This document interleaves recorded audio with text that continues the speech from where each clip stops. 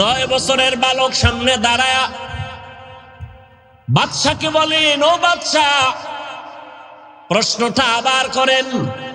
বলে, আমি হারুন রশিদ জান্নাতি না জাহান্নামী? বলে, জবাব তো আমি দিব। বলে, হ্যাঁ, আপনার কাছে আমার ছোট প্রশ্ন, আমি যেহেতু জবাব দিব, এই সময় আপনি বড় নাকি জবাব দেনেওয়ালা আমি বড়? বাদশা বলে, সাময়িক সময়ের জন্য হলেও তো তুমি বড়, তুমি জবাব দিবা। বেয়াদবি মাফ করবেন, কিছু সময়ের জন্য আমাকে সিংহাসনে বসায়া দেন, আপনি নিচে নামেন। বাদশা হারুন রশিদ তো লুভি বাদশা না, আল্লাহর মোহাব্বতওয়ালা বান্দা। সাথে সাথে ওজিরে আজমকে বলে, দ্রুত নিচে আমার জন্য বিছানা করে দাও, 9 বছরের বালকের সিংহাসনে বসাও। 9 বছরের বালকের সিংহাসনে বসায় দিল বাদশা নিচে। বাদশা বলে, ও বাদশা, আপনি নিচে বসে আছেন, প্রশ্ন করার আগে বলি, আমি 9 বছরের বালক সিংহাসনে বৈশাই পুরা উলামাদের মজলিসের মধ্যে বলে, আল্লাহ যদি কবুল করে তো এলেমের সম্মান তো এমনই হয়। এলেমের সম্মান এত বড়, বাদশা নিচে, আমি 9 বছরের বালক সিংহাসনে। এলমেরা এজাজ করদান বেহিসাব, খলকেরা দাদান জওয়াবে বা সওয়াব হক না দারত, দোস্তে খলকা জারেরা নিস্তে ই খসলত কে দিনদারেরা। এলেমের বড় মূল্য। 9 বছরের বালক বলে, এত বড় বাদশাকে নিচে বসাইলো, আমার উপরে বসাবার একমাত্র কারণ হলো এলেমের বরকত। উলামায়ে কেরামের আলোচনা যতদিন চলবে ততদিনে জমিনের মধ্যে ঈমান আমলের পরিচয় থাকবে, মানুষের শান্তি সুশৃঙ্খলতা ফিরে আসার একটা সুযোগ হবে। এজন্য সারা দুনিয়ার বিধর্মীরা উলামায়ে কেরামদেরকে টার্গেট করে করে এই জমিন থেকে তাদেরকে কলঙ্কিত করার এক ষড়যন্ত্রে লিপ্ত। সব থেকে বেশি দুঃখ হলো এই কথাটা, এই অবস্থাটা আমাদের মুসলমান আল্লাহর বান্দা কিছু বান্দিরা না বুঝে তারাও আলেমের পিছনে লেগে আছে। আর লেগে থাকার একটা সুন্দর সুযোগ ফেসবুক। কে কি লেখে, কি বলে, কেউ তো আর দেখার সুযোগ নাই, বলার সুযোগ নাই, পারমিশন লাগে না। আর ইসলাম দিয়ে তো আর দেশ চলে না, না হয় এদেরকে আইনের আওতায় নেওয়া খুব ইজি ছিল। তবে আমরা যতটুকু বলার চেষ্টা করি, আমি তো বলি, যারা উলামায়ে কেরামের বিরুদ্ধে ফেসবুকে লেখে এরা মা বাবার অভিশপ্ত সন্তান। আমার মতো শক্ত কথা বাংলাদেশে আর কেউ বলে না, বিশেষ করে মোবাইলের গজব নিয়া। আল্লাহ মোবাইলের গুনাহ থেকে গোটা জাতিকে হেফাজত করেন। মোবাইলের গুনাহ থেকে আমাদের অন্তর, আমাদের হাত, আমাদের জবান, আমাদের কান, আমাদের চোখ হেফাজতে রাখার সর্বাবস্থায় আল্লাহ তৌফিক দান করেন। ধ্বংস করে ফেলেছে আমাদের জীবন, আমাদের যৌবন, আমাদের আখিরাত, দুনিয়া এই মোবাইলে। এমন একটা বয়ান নাই এ বিষয়ে বয়ান হয় না, বা এই কথা আমি বলি না। যাই হোক, হেদায়েতের মালিক কোনো বান্দা না, কে? আল্লাহ। আল্লাহ যদি চান তো বান্দা হেদায়েত পায়, আল্লাহ না চাইলে সম্ভব। আমি হাফিজুর রহমান কেন, আর এ জমিনের সমস্ত উলামায়ে কেরাম কেন, মক্কা মদিনার ইমাম কেন, স্বয়ং রসুলের বয়ানও যদি কপাল পুড়ে যায়, রসুলের বয়ানও কপাল খুলে না। ইন্নাকা লা তাহদি মান আহবাবতা ওয়ালাকিন্নাল্লাহ ইয়াহদি মান ইয়াশা। নবীজি চাইলেই কাউকে কালেমাওয়ালা বানাতে পারেন না যদি আল্লাহ না চান। আল্লাহ আমাদেরকে হেদায়েত দান করুন।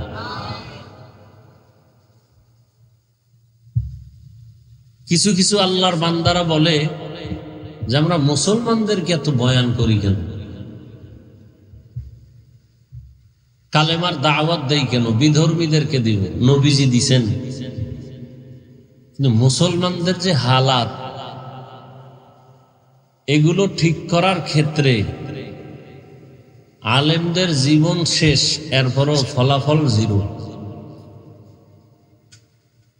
পৃথিবীটাকে স্তব্ধ করে দিয়েছিল করোনা, কিন্তু বাঙালিকে সাইজ করতে এখনো আগের বেনামাজি এখনো বেনামাজি, আগের সুদখোর এখনো সুদ খায়, করোনার আগের ঘুষখোর এখনো ঘুষ খায়।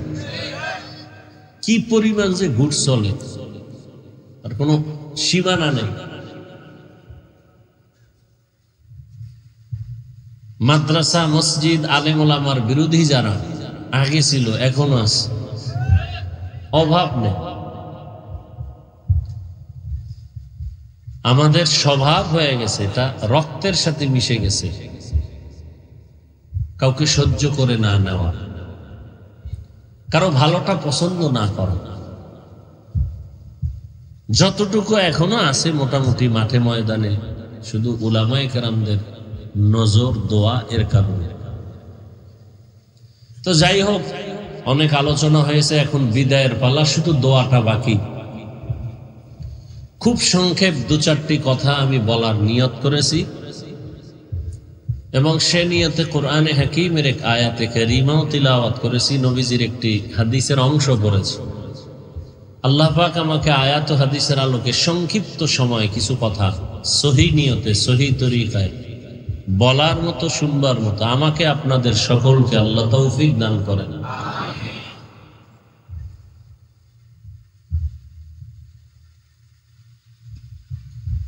وَأَمَّا مَنْ خَافَ مَقَامَ رَبِّهِ وَنَهَى النَّفْسَ عَنِ الْهَوَى فَإِنَّ الْجَنَّةَ هِيَ الْمَأْوَى।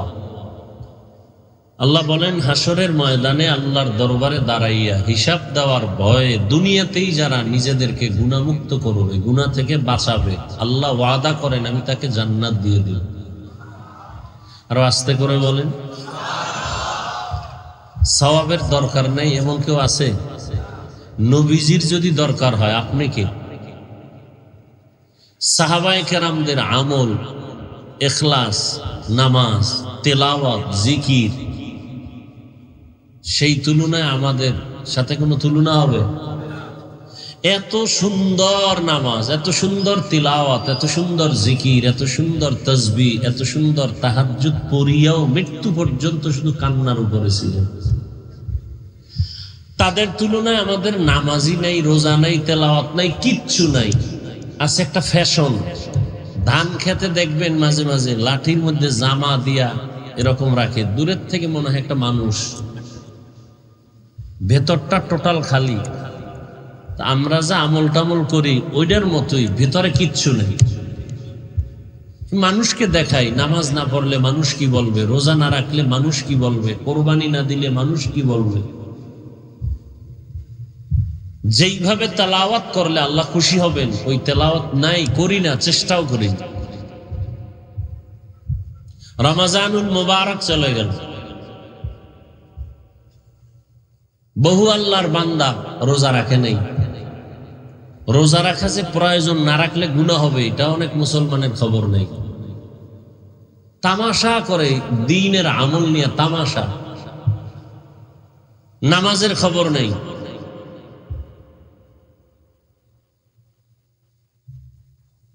এত সুন্দর প্যান্ডেল, মানুষের অভাব নাই, ফজরে মসজিদ খালি, কি লাভ হবে এই বয়ানে? যদি এমন হতো যে হ্যাঁ মসজিদে গিয়া যুবকরা দাঁড়ায় গেছে, তাহলে কিছুটা আশ্বস্ত হওয়া যাইত যে হ্যাঁ ওয়াজ কাজে লাগতেছে। অথচ প্রত্যেকটা মানুষের জন্য ঈমানের পরেই কি? নামাজ। নবীজি বলেন, বাইনাল আব্দি ওয়া বাইনাল কুফরি তারকুস সালাহ। বেঈমান আর মুমিনের মধ্যে ব্যবধান নামাজ। বেঈমানেরা নামাজ পড়ে না, মুমিন নামাজ ছাড়ে না।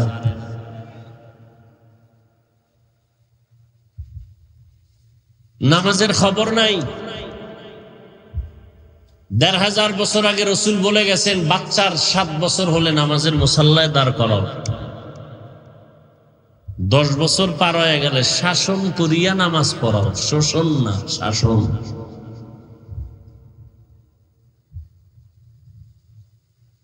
নামাজ যার যত সুন্দর তার আমল সুন্দর, তেলাওয়াত সুন্দর। নামাজ ভালো তার আখলাক ভালো, নামাজ ভালো তার লেনদেন ভালো, নামাজ ভালো তার ওয়াদা ভালো।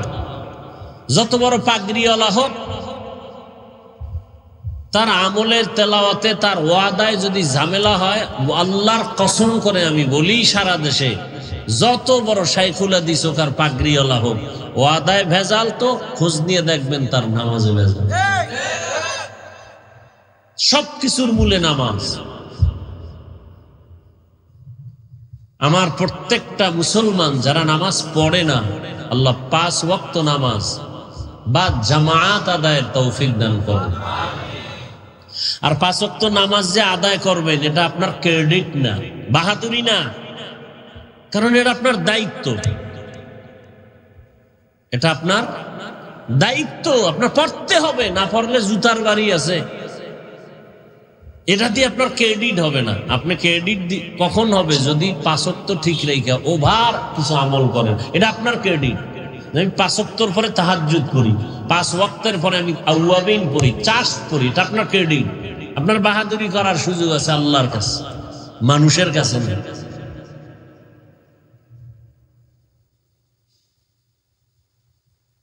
নবীজি বলেন, ইত্তাকিল মাহারিম তাকুন আবাদান নাস। তোমরা হারাম থেকে নিজেদেরকে বাঁচাও তো আল্লাহ মানুষের কাছে মর্যাদা বাড়ায় দেবে। আল্লাহর কাছে তো মর্যাদা বেড়েই আছে, কারণ আল্লাহ পাক মানুষ বানাবার আগেই মানুষকে সৃষ্টির শ্রেষ্ঠ মর্যাদা দিয়া এরপরে বানাইছে। বানাইয়া শ্রেষ্ঠ মর্যাদা দেন নাই, মর্যাদা আগে সিদ্ধান্ত নিয়া কমপ্লিট, এরপরে মানুষ বানাইছে। ওয়ালাকাদ কাররামনা বানি আদম وحملناهم في البر والبحر ورزقناهم من الطيبات وفضلناهم على كثير ممن خلقنا تفضيلا। বনি আদম বড় দামি। ঘোষণাকার বনি আদম এত দামি, জমিনের মধ্যে আল্লাহ এত সম্মানিত দামি করে কোন প্রাণী আল্লাহ বানান নাই। আগুনের সৃষ্টি জিনেরাও শ্রেষ্ঠ না, নূরের সৃষ্টি ফেরেশতারাও শ্রেষ্ঠ না, একমাত্র মাটির সৃষ্টি মানুষ আল্লাহর আদালতে বড় দামি। আল্লাহ বলেন, আমি এদেরকে জমিনে বিচারণ করার জন্য রাস্তার ব্যবস্থা করেছি, পানির মধ্যে চলার মতো আয়োজন করেছি। যেই লোহা পানিতে ফেলে দিলে পানির নিচে চলে যায়, মানুষ জ্ঞান খাটাইয়া ওই লোহা দিয়া স্টিমার বানাইয়া আবার পানির উপরে ভাসমান রেখে এক দেশ থেকে ভিন্ন দেশে ব্যবসার জন্য চলে যায়। সারা দুনিয়ার এক প্রান্ত হতে ভিন্ন প্রান্তে পানির উপরে লোহার তৈরি করা জাহাজগুলো মাল নিয়ে সারা দুনিয়ার থেকে এক প্রান্ত থেকে ভিন্ন প্রান্তে যায়। আল্লাহ বলেন, এটা আমি মানুষের সম্মানের জন্য করেছি। আমি আল্লাহ মানুষকে আবার জমিনে থাকার পরে সুন্দর পিওর খানার আয়োজন করেছি। মানুষের খানা আমি আল্লাহ দেই, গর্তের পিপিলিকার খানা আমি আল্লাহ দেই, জঙ্গলের হাজারো প্রাণীর খানাও আমি দেই, নদীর মধ্যে কোটি ধরনের প্রাণীর খানাও কে দেন। সকালবেলা একটা পাখি উঠতে থাকে, সারাটা দিন ডানা মেলে উড়ে উড়ে খোলা আকাশে ঘুরে পেট ভরে বাচ্চার খানা নিয়ে বাসায় হাজির। এর খানাটাও আল্লাহ দেন, মানুষের খানাও আল্লাহ দেন। তবে দুনিয়াতে যত প্রাণীর খানা আল্লাহ দিতেছেন, মানুষের খানার মতো পিওর খানা জমিনের কোন প্রাণীর আল্লাহ দেন না। মানুষের খানা এতটা পিওর, সুস্বাদু, শরীরের জন্য ভিটামিন,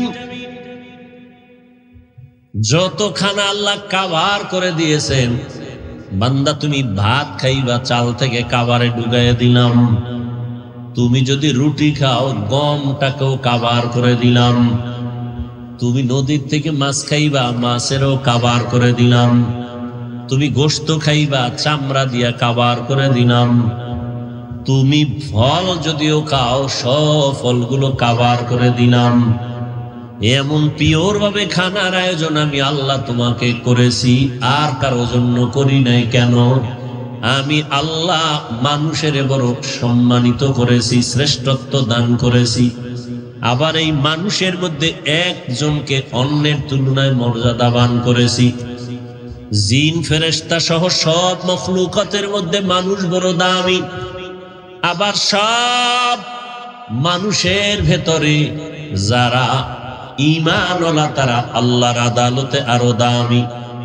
আবার এই মুমিনের ভেতরে আল্লাহর কাছে তাকওয়াওয়ালা যারা তারা আরো দামি।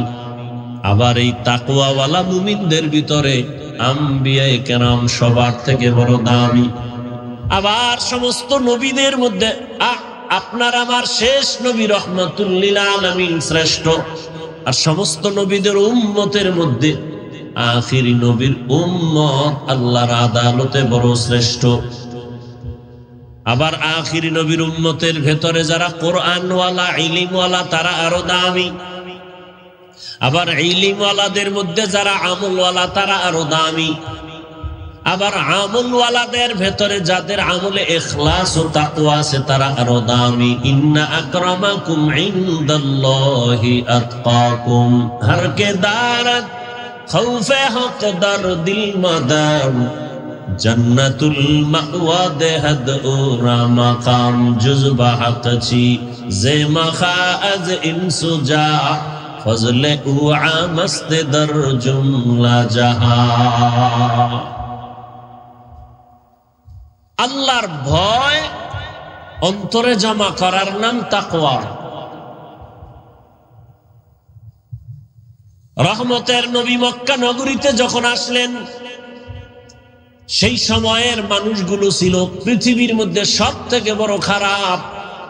মক্কার মানুষের মতো খারাপ জমিনের মানুষ আর কোথাও এত খারাপ মানুষ ছিল না। রহমতের নবী আসছেন, নবীজির আদর্শের মালা যখন গলায় পড়েছে, চরিত্রহীন মানুষগুলো এত দামি হয়ে গেল। আল্লাহ তাআলা জিব্রাইলকে দিয়া লিস্টি পাঠায় দিছেন, যাও নবীকে জানায় দাও লিস্টির ভিতরে যাদের নাম আছে সবাই বিনা হিসাবে জান্নাতি। নবীজি মক্কায় আসলেন, যেই মক্কায় একটা ঘর বড় দামি বাইতুল্লাহ, তাকাইলেই গুনাহ মাফ। ইন্না আউওয়ালা বাইতি উযিআ লিন-নাসি লাল্লাযী বিবাক্কাতা মুবারাকান ওয়া হুদা, মুবারাকান ওয়া হুদাল লিল আলামিন।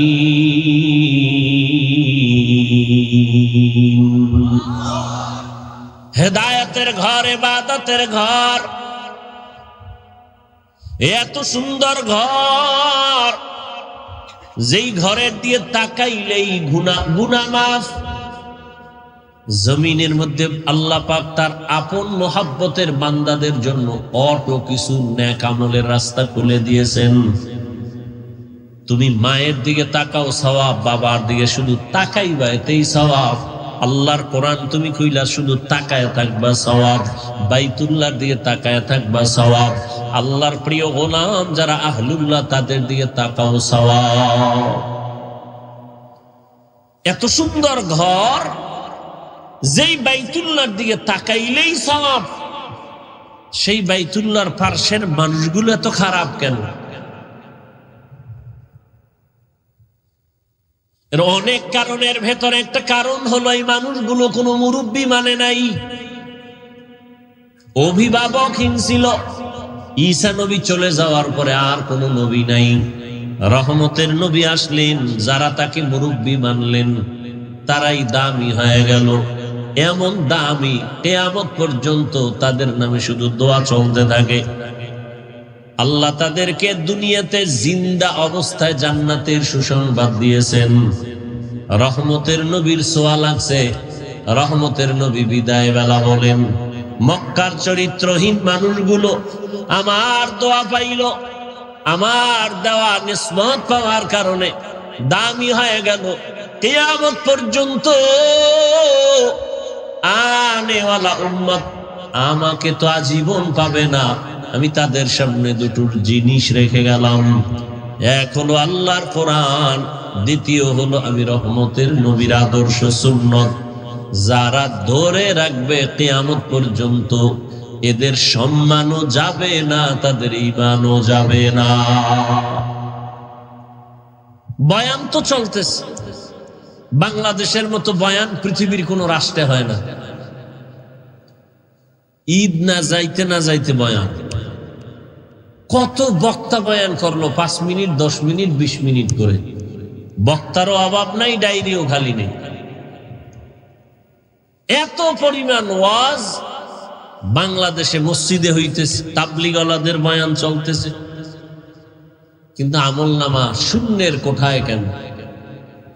এর একমাত্র কারণ, হাজারো বয়ান শুনলে কাজ হবে না যতক্ষণ পর্যন্ত আল্লাহর আদালতে দাঁড়াইয়া হিসাবের ভয় অন্তরে না আসবে, ততক্ষণ পর্যন্ত মানুষ বয়ান কাজে লাগাবে না। এজন্য আল্লাহ বলেন, আম্মা মান খাফা মাকাম রাব্বিহি ওয়া নাহান নাফসা আনিল হাওয়া ফাইন্নাল জান্নাতা হিয়াল মাওয়া। এই যে মুহতামিম সাহেব বললেন, এত সুন্দর একটা বেহেশতের বাগানে এইসব মোবাইল নিয়ে ছবি। সারা দুনিয়ার উলামায়ে কেরাম একমত, কারণ ছাড়া এমনিই ছবি উঠানো হারাম। কোন মুফতি সাহেবের বাবারও ক্ষমতা নেই এটাকে হালাল বলা। বর্ষি বেহেশতের বাগানে করতেছি গুনাহ, সান কফাইল্লার পরিচয়। এ কফাল সান কফাল, বর্ষে বেহেশতের বাগানে করতেছে গুনাহ। পৃথিবীর কোন দুনিয়ার কোন মুফতির ক্ষমতা নাই এটাকে হালাল বলা।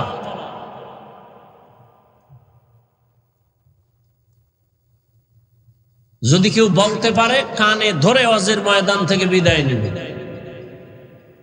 বিনা কারণে অনর্থক ছবি উঠানো সম্পূর্ণ হারাম, কবিরা গুনাহ। বর্ষি বেহেশতের বাগানে, কেমন বাগান? বসলেই গুনাহ মাফ। কিন্তু বসে অনেকে আমরা মোবাইল নিয়ে ব্যস্ত। দেখেন না, এখন তো ওয়াজ মাহফিলে একটু আগে বলছি ফ্যাশন হয়ে গেছে। ওয়াজে আইসা বেলুন কিনে, বেলুন মার্কেটে দৌড়ায় নারী পুরুষ সমানে। এখানে বেহেশতের বাজার, পার্শ্বে মার্কেট আছে জাহান্নামের বাজার। নারী পুরুষ সেখানে হোমানে দৌড়াচ্ছে। বাড়িতে যাওয়ার সময় বেলুন কান্দে ঝুলাই নিবে। বাড়িওয়ালারা বলবে, অজেরতে কি পাইলা? কয় মোনাজাতে বেলুন কবুল হয়ে গেছে। গিয়া মোবাইল চালাবে, ফজরের আর খবর নেই। কি লাভ হবে? আল্লাহ আমাকে হেদায়াত দান করুন। আপনাদের হেদায়াত লাগলে আপনাদেরটা আপনারা বলে নেন। অন্যের জন্য দোয়া করাও বর্তমানে বিপদ। এক জায়গায় দোয়া করে বহু মামলার আসামি হয়ে গেছে। দোয়া করছিলাম, আল্লাহ মসজিদ ভালো, সবাই টাকা পয়সা দিয়েন, টাকা উঠে কমিটি খাইয়া লেছে। এগো কোনো দোষ নাই, দোষ কার? হুজুরে দোয়া করছে রে দর। মহের মূল লোক তো। আল্লাহ হেদায়াত দান করুন। বাদশাহ হারুন রশিদের নাম শুনছেন? এই কথা কইেন, আমি কিন্তু উঠেই বলছি, বাকি দোয়া, বয়ান না। বয়ান হয়ে গেছে। আর বয়ানই যে হেদায়াত, এর কোনো গ্যারান্টি নেই। এরপরও 2-4টা কথা বলতেছি আপনাদের আগ্রহের উপর। বাদশাহ হারুন রশিদ বড় বিচক্ষণ। একদিকে রাষ্ট্র পরিচালনা করেন, অন্যদিকে আল্লাহর প্রিয় একজন বুজুর্গ বান্দা। বলেন তো তার স্ত্রীর নাম কি? খবর নেই। এই যুবকেরা, বাদশাহ হারুন রশিদের স্ত্রীর নাম কি? জুবায়েদা খাতুন। কে সে জুবায়েদা? বড় দামি একজন মহিয়সী নারী, হাফেজে কোরআন, কোরআনের হাফেজা। তার বাড়ির মধ্যে শুধু জুবায়েদার খেদমতের বাড়ির জন্য 100 মহিলা কাজ করত, সবাই কোরআনে হাফেজা। কাজের মহিলা 100। জুবায়েদা খাতুন সিদ্ধান্ত নিলেন, আমার ঘরে 24টা ঘন্টার প্রতিটি মুহূর্ত তেলাওয়াত হবে। মহিলাদেরকে টাইম দিয়ে দিলেন, তুমি আধা ঘন্টা তেলাওয়াত করে কাজে যাও, এরপরে আরেকজন 20 মিনিট তেলাওয়াত করে কাজে যাইবা, এরপরে আরেকজন। এভাবে শিডিউল করে দিল যে জুবায়েদার পুরা বাড়ির মধ্যে 24টা ঘন্টার প্রতিটি সেকেন্ড তেলাওয়াতের আওয়াজ। এ হলো জুবায়েদা। তার স্বামী বাদশাহ হারুন রশিদ রাস্তায় যাচ্ছে কোথাও সফরে, ওজির তার সাথে। তো দেখে একজন বুড়া মানুষ মরণের ছাপ চেহারায় পড়া গাছ লাগাইতেছে, ফলের গাছ। বাদশাহ হারুন রশিদ, এই বুড়া তুমি কি করো? ফলের গাছ লাগাই। এত কষ্ট করে রোদ্রে গাছের ফল কবে হবে, কবে খাইবা? আমি খাওয়ার জন্য এই গাছ রোপণ করি না, তো কষ্ট করে গাছ রোপণ করি আমি, ফল খাবে আমার পরবর্তী প্রজন্ম যারা।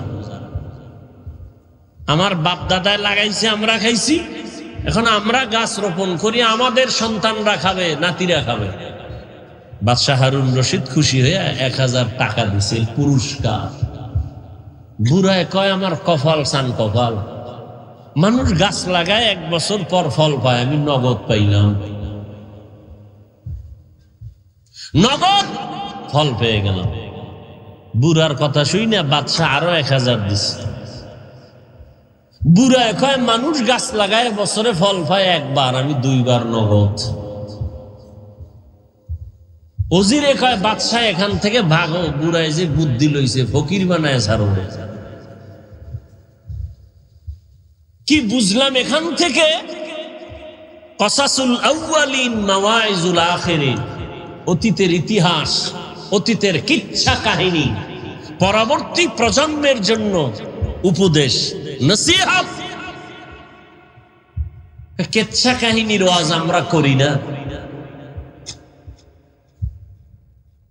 উল্টা পাল্টা মেজাজ গরমের বয়ান ছাইরে দিছে, ঠান্ডা হয়ে গেছে। বেয়াদব সাইজ করতে আলহামদুলিল্লাহ আমার সময় লাগে না। ওই কপাল ভরা যারা বলে কেচ্ছা কাহিনীর ওয়াজ করি না, তো তুমি কিসের ওয়াজ করো?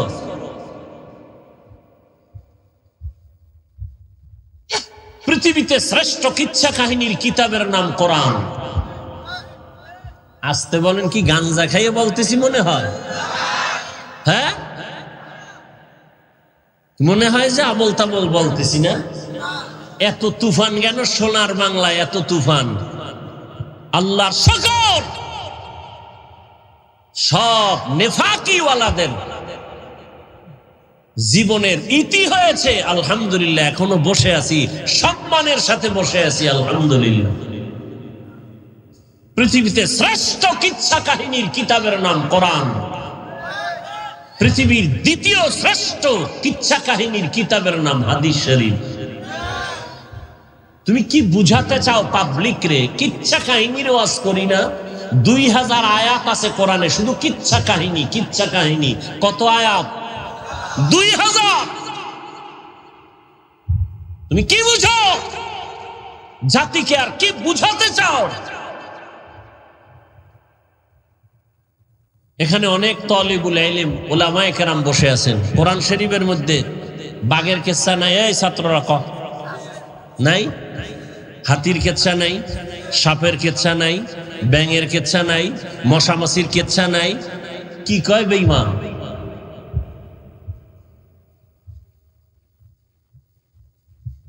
কি মেসেজ দিতে চাও জাতিকে? হ্যাঁ, কোরআন হাদিস ছাড়াও আমরা বহু ওলি আউলিয়ার কিচ্ছা বলি, সোনাবন্দের গান গাই না। আমরা এমন ওলিয়া উলিয়াদের কেচ্ছা বলি যে কেচ্ছা বলার দ্বারা মানুষ জান্নাতের পথে আগায়, জাহান্নামের পথে যায় না। অসুবিধা কি?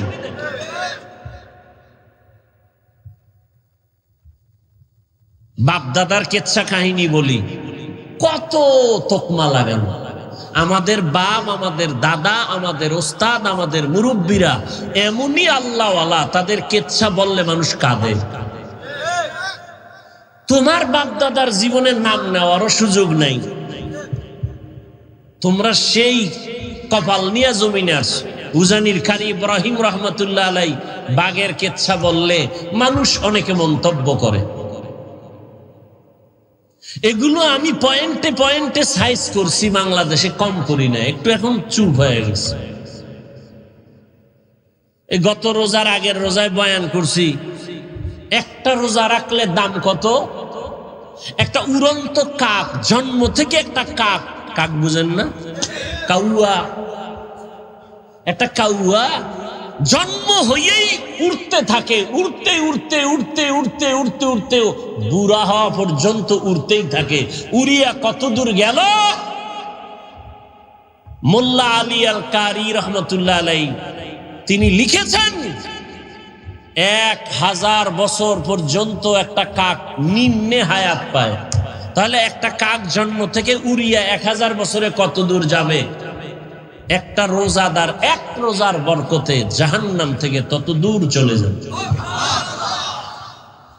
তখন আর হাদিসটা কই নেই, ঘটনাটা কইয়া চলে গেছে। এবার এটা নিয়ে নেফাকি অন্তরওয়ালারা পাগল হয়ে গেছে, কাকের কেচ্ছা বলছে, অথচ মিশকাত শরীফের হাদিসের ঘটনা।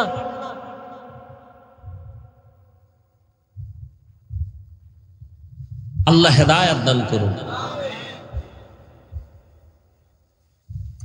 এখন বলি, কোন বাংলাদেশে বহস কইরা, তর্ক কইরা, এক জায়গায় বইয়া ডিভাইড কইরা কোনদিন ডিবেট করে সমাধানে আসে নাই। বাতিল আরো মজবুত, আমি জিততে গেছি, ও 13 বার ঠকলো, ওকে জিততে গেছি। এরকম বেহায়ার সাথে আদো বলা তো কখনো যাবে না।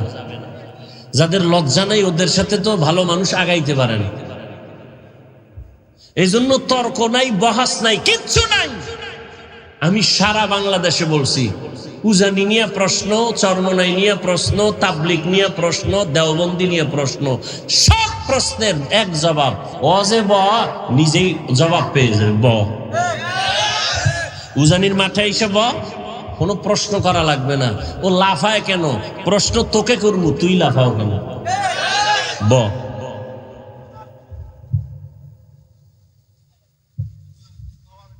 কোন মায়ের সন্তানের সাহস নাই উলামায়ে আহলে হকের সামনে বসে কথা বলবে।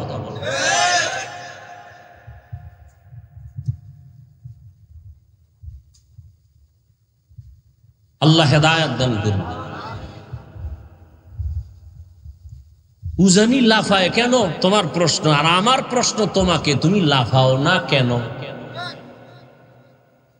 মোনাজাতে কান্দে কেন? প্রশ্ন তোমারে, এই কপাল পরা, তুই ময়দানে বসে কাঁদো না কেন? এটা তো কান্নার প্যান্ডেল, এটা তো হাসির প্যান্ডেল না, কাঁদো না কেন? আল্লাহর ওলিদের বয়ানে তোর হৃদয়টা কাঁপে না কেন?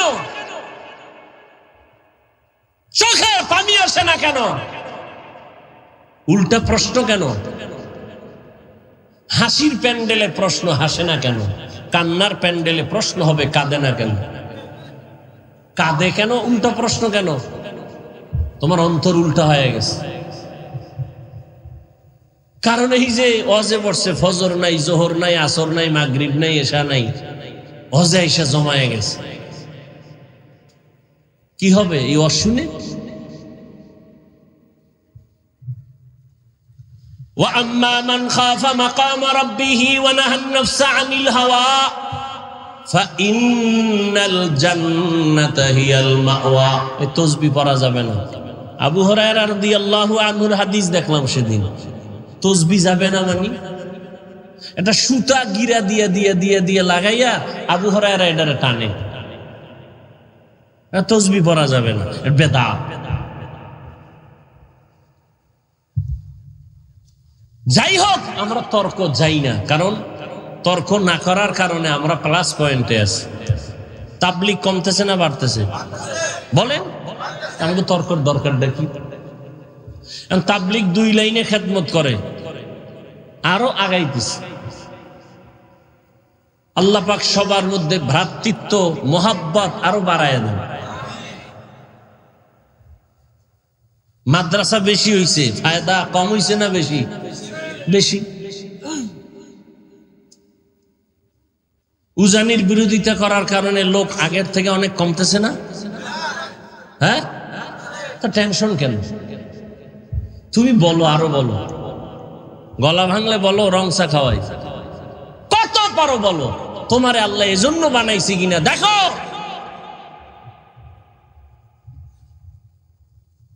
কওমি মাদ্রাসার বিরোধিতা করার দ্বারা বাড়ছে না কমছে? কওমি মাদ্রাসা আরো বাড়বে। বাংলাদেশের প্রত্যেকটা ঘর হবে এক একটা কওমি মাদ্রাসা। বলবেন কেন? বিরোধীদের বিরোধিতার কারণে। কারণ জোয়ারের পানিতে বাদ দিলে পানির শক্তি আরো বেড়ে যায়। সব কিছুর মূলে আল্লাহর ভয় নাই, এটা আসল। আর এই ভয় আল্লাহর জাতের কসম, আল্লাহর ভয় অন্তরে ততক্ষণ পর্যন্ত আসবে না যতক্ষণ পর্যন্ত ওলিয়া উলিয়ার সোহবতে যাবে না। কোনো চালাকি চলবে না, ফাইনাল কথা। এজন্য তো আমি চ্যালেঞ্জ দিয়ে বলি, সারা বাংলাদেশে যারা ওলিয়া উলিয়া মানে না, এরা কোরআনও মানে না, বুখারী শরীফও মানে না, এরা ভণ্ড। এদের যারা ভণ্ড বলে না তারাও ভণ্ড।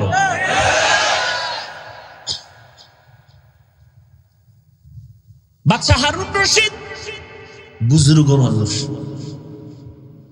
সিংহাসনে বৈশা সমস্ত দেশের বড় বড় আলেমরে দাওয়াত দিছে। বলবো ঘটনাটা? দাওয়াত দিয়ে আলেমদের দুপুরে মন ভরে খানা দিছে, আপ্যায়ন করলেন, খাওন দাওন শেষ। বিদায় বেলা কয় ওলামায়ে কেরামদের একটা প্রশ্ন। ওলামায়ে কেরামদের কাছে আমার প্রশ্ন হলো, আমি হারুন রশিদরা আপনারা চিনেন তো? সবাই বলে হ্যাঁ। আমাকে একটু বিদায় বেলা আপনাদের বলে যেতে হবে, আমি হারুন রশিদ আপনারা যেহেতু চিনেন জানেন, বলে যান আমি জান্নাতি না জাহান্নামী। একজন একজন করে সব আলেমের আওয়াজ, আপনি জান্নাতি না জাহান্নামী বলার আমাদের কোনো উপায় নাই। আপনি ভালো কাজ করলে বলা যাবে জান্নাতের পথে আছেন, আপনি যদি অন্যায় করেন বলা যাবে আপনি অন্যায়ের পথে জাহান্নামের পথে আছেন। কিন্তু আপনি জান্নাতি এটাও বলা যাবে না, আপনি জাহান্নামী এটাও বলা যাবে না। সবাই এক এক করে একই আওয়াজ। বাদশা হারুন রশিদ বলে পারবেন না? বলে পারবো না। কথা আপনাদের খাওয়াইয়া লাভ হইল কি? মনের দুঃখ মনেই রইল। বাদশা হারুন রশিদ বলেন কোথায় পাবো জবাব? হঠাৎ উলামায়ে কেরাম যখন বিদায় হবেন, পেছন থেকে একটা 9 বছরের সন্তান দাঁড়ায় গেল। কয় বছর? 9 বছরের এক বালক দাঁড়ায় বলেন, বাদশাহ বেয়াদবি ক্ষমা করবেন, যদি অনুমতি দেন আপনার জবাব আমি দিব ইনশাআল্লাহ। আলেমরা সব আশ্চর্য হয়ে গেল, বাদশাহ আশ্চর্য হয়ে গেল, কেমনে দিবে? দাও জবাব। বলে না এত সোজা না। কি? বলে আমাকে আপনার সামনে হাজির করেন। বাদশা হারুন রশিদ বলে রাস্তা করে দাও। 9 বছরের বালক সামনে দাঁড়ায় বাদশাকে বলেন, ও বাদশাহ প্রশ্নটা আবার করেন। বলে আমি হারুন রশিদ জান্নাতি না জাহান্নামী? বলে জবাব তো আমি দিব। বলে হ্যাঁ, আপনার কাছে আমার ছোট প্রশ্ন, আমি যেহেতু জবাব দিব এই সময় আপনি বড় নাকি জবাব দেনেওয়ালা আমি বড়? বাদশাহ বলে সাময়িক সময়ের জন্য হলেও তো তুমি বড়, তুমি জবাব দিবা। বেয়াদবি মাফ করবেন, কিছু সময়ের জন্য আমাকে সিংহাসনে বসায় দেন, আপনি নিচে নামেন। বাদশাহ হারুন রশিদ তো লুভি বাদশা না, আল্লাহর মোহাব্বতওয়ালা বান্দা। সাথে সাথে ওজিরে আজমকে বলে, দ্রুত নিচে আমার জন্য বিছানা করে দাও, 9 বছরের বালকের সিংহাসনে বসাও। 9 বছরের বালকের সিংহাসনে বসায় দিল বাদশা নিচে। বাদশা বলে, ও বাদশা, আপনি নিচে বসে আছেন, প্রশ্ন করার আগে বলি, আমি 9 বছরের বালক সিংহাসনে বৈশাই পুরা উলামাদের মজলিসের মধ্যে বলে, আল্লাহ যদি কবুল করে তো এলেমের সম্মান তো এমনই হয়। এলেমের সম্মান এত বড়, বাদশা নিচে, আমি 9 বছরের বালক সিংহাসনে। এলমেরা এজাজ করদান বেহিসাব, খলকেরা দাদান জওয়াবে বা সওয়াব হক নাদারত, দোস্তে খলকা জারেরা নিস্তে ই খসলত কে দিনদারেরা। এলেমের বড় মূল্য। 9 বছরের বালক বলে, এত বড় বাদশাকে নিচে বসাইলো, আমার উপরে বসাবার একমাত্র কারণ হলো এলেমের বরকত। এই জন্য এলেম যার অন্তরে থাকে, যার মধ্যে থাকে, বাংলাদেশের অনেক আলেম ওলামারা পর্যন্ত ভিন্ন লাইনের জানতো না। বাংলাদেশে একজন গভীর জলে বসবাসকারী এলেমের বাহাদুর বসে আছে, মুফতি আব্দুল মালেক দামাত বারাকাতুহুম। অনেক আলেমরাও ভালো করে জানতো না তিনি কে। ছাত্ররা তো জানার কথা নাই, কিন্তু এলেমের বরকত এমন জিনিস, নিজেরে গোপন করে রাখার কারণে আল্লাহ এমন ভাবে প্রকাশ করে দিছেন যে জাতীয় মসজিদের খতিব। টাকার কারণে না, কিসের কারণে? এলমেরা এজাজ করদান বেহিসাব, খলকেরা দাদান জওয়াবে বা সওয়াব।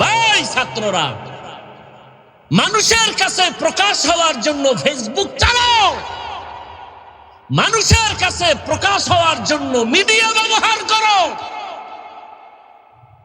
যদি মানুষের কাছে দামি হতে চাও, নিজেকে গোপন করো। আল্লাহ চোখের সামনে দেখায় দিলেন দৃষ্টান্ত। আর কি চাও? যে আব্দুল মালেক সাহেবকে জীবনে ওয়াজে দাওয়াত দিয়ে নেওয়া যেত না, কোন পাবলিক ফাংশনে তিনি নাই, সেমিনারে নাই। কোথায় আছে? গোপনে কোথায় থাকেন? মোবাইলে পাওয়া যাচ্ছে না তাকে, একটা ছোট্ট বাটন মোবাইল চালায়। আল্লাহ কোথায় নিয়ে আসছেন? মন্ত্রী, উপদেষ্টা, গোষ্ঠী সুদ্ধা, তার পেছনে নামাজ আদায় করে। আল্লাহর কি দেখাবেন? আর তুমি মানুষের কাছে প্রকাশ হওয়ার জন্য, নাম ফুটানোর জন্য লাইভ দেয়। লাইভ কি দেয়? লাইভ। আমি এখন অমুক জায়গায় আছি, সমুদ্রের কিনারায়, পাহাড়ের গলির মধ্যে, বাইতুল্লাহ গিয়েও লাইভ দেয়। ফেরাউনের বাথরুমে ডুববো, রেডি থাকেন সবাই। এরকম বেহায়া আছে না নাই? রসুলের রওজায় গিয়া লাইভ দেয়, মানুষ কানতে কানতে বেহুশ। এই বেয়াদব লাইভ দেয়। ওর নিজেরও কপাল পুড়ছে, কান্না নাই, অন্যেরা কাঁদবে তাও পারে না, ওরে লাইভের কারণে। আজি হজ করতে গেছে, আসার সময় বউর জন্য মোবাইল, অমুকের জন্য মোবাইল, বাস এটা হলো বড় হাদিয়া। বিয়ার হাদিয়া তখন এটাই, জামাইয়ের হাতে মোবাইল, দ্রুত যেন সাইট কালেকশন করতে পারো, হাদিয়া দিয়ে দিলাম, যাও। আর মানকে সিফা আটকায় গেলে তোর টেনশন নাই, ফট করে বলবি যে মাত্র বিয়া একটা, আরো তো 3টা, টেনশন কি? আল্লাহ হেদায়েত দান করুন। এক বউয়ের হক আদায় করতে পারে না, 2টা লয়ে টানাটানি। একটা সন্তানের হক আদায় করতে পারে না, অন্য সন্তান নিয়ে টানাটানি। এত সোজা?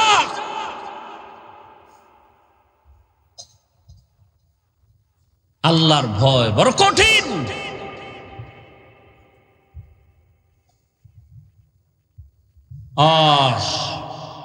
9 বছরের বালক বাচ্চা হারুন রশিদকে নিচে নামাইয়া সিংহাসনে বসে বলেন, এবার প্রশ্ন আপনি আবার করেন।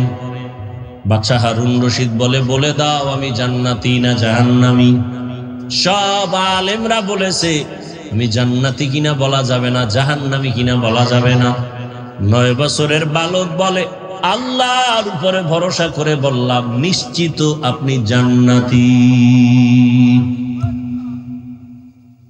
কেমনে বলেছো? বলে আপনার থেকে একটা ঘটনা জানতে চাই, বলেন আপনার জীবনে এমন কোন অবস্থা হয়েছে কিনা কি আপনি চাইলেই জেনা করতে পারতেন, গুনাহ করতে পারতেন, সুন্দরী মেয়ে পাইছেন সামনে, আল্লাহর আযাবের ভয় আপনি জিনা করেন নাই, গুনাহ করেন নাই, এমন কোন ঘটনা জীবনে হয়েছে কিনা? বাচ্চা হারুন রশিদ বলে, একটা না শতবার এমন অবস্থা হয়েছে, আমি চাইলেই সুন্দরী মেয়েকে দিয়া জিনার প্রলোভনে আমি পড়তে পারতাম।